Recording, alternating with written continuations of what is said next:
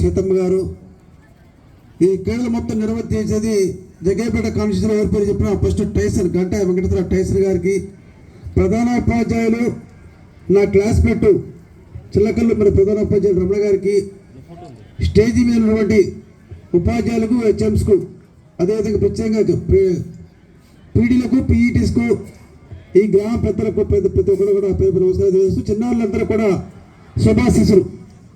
ఈరోజు మరి డివిజన్ లెవెల్లో క్రీడా పోటీ జరుపుకోవడం సంతోషం. అది కూడా ప్రత్యేకంగా మా జగ్గయ్యపేట కూడా అలాట్ అవ్వడానికి చాలా సంతోషపడుతూ ఉన్నాం.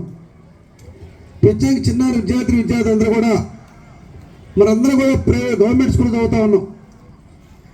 ప్రభుత్వ పాఠశాలలో ఉన్నటువంటి అవకాశాలు ఏ ప్రైవేట్ స్కూల్లో కూడా ఏ కార్పొరేట్ స్కూల్లో కూడా ఉండదు. ఇంత ప్లే గ్రౌండ్ ఎక్కడ ఉండదు, అంత పీఈటీలు ఉండరు, అదేవిధంగా అటువంటి పోటీలు ఉండవు.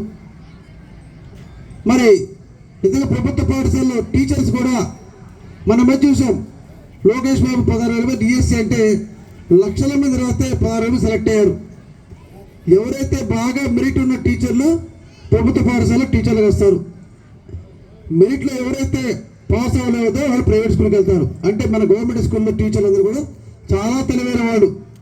అంటే మంచి టీచర్లు ఉన్నారు, ప్లే గ్రౌండ్ ఉంది, గేమ్స్ ఆడిస్తూ ఉంటారు, మంచి డైట్ ఇస్తారు, టెక్స్ట్ బుక్స్ ఫ్రీగా ఇస్తారు, డ్రెస్ ఫ్రీగా ఇస్తారు.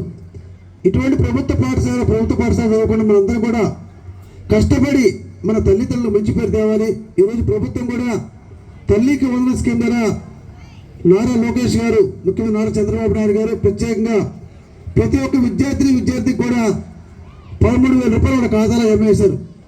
గతంలో అయితే చదువుకుని ఒక్కడికి ఇస్తే ఈరోజు కుటుంబంలో ఇద్దరున్నా ముగ్గురు అందరికి కూడా ప్రభుత్వ సహకారం ఇస్తుంది. మరి ఈ విధంగా ప్రభుత్వం అన్ని విధాలు సహకరిస్తున్నప్పుడు